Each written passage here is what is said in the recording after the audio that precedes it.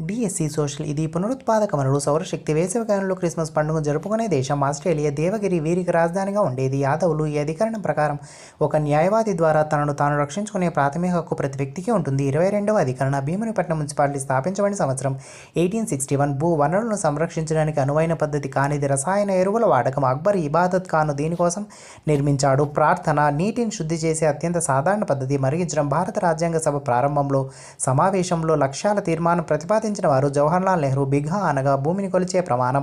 భారతదేశపు మొట్టమొదటి వైద్యురాలు ఆనందీబాయ్ జోషి. క్రింది వాటిలో సరైనవి: ప్రకాశం బ్యారేజీ కృష్ణానది, ధవళేశ్వరం ఆనకట్ట గోదావరి నది, సోమశీల ప్రాజెక్టు పెన్నా నది. ప్రస్తుతం నిర్మాణాత్మక మూల్యాంకన భారత పట్టికలో 40% మార్కులను వీటికి కేటాయించారు. లఘు పరీక్ష చారిత్రక, భౌగోళిక, సాంఘిక విషయాల అంతర సంబంధాల అధ్యయనమే సాంఘిక శాస్త్రం నిర్వచించిన వారు జేమ్స్ హెమింగ్స్.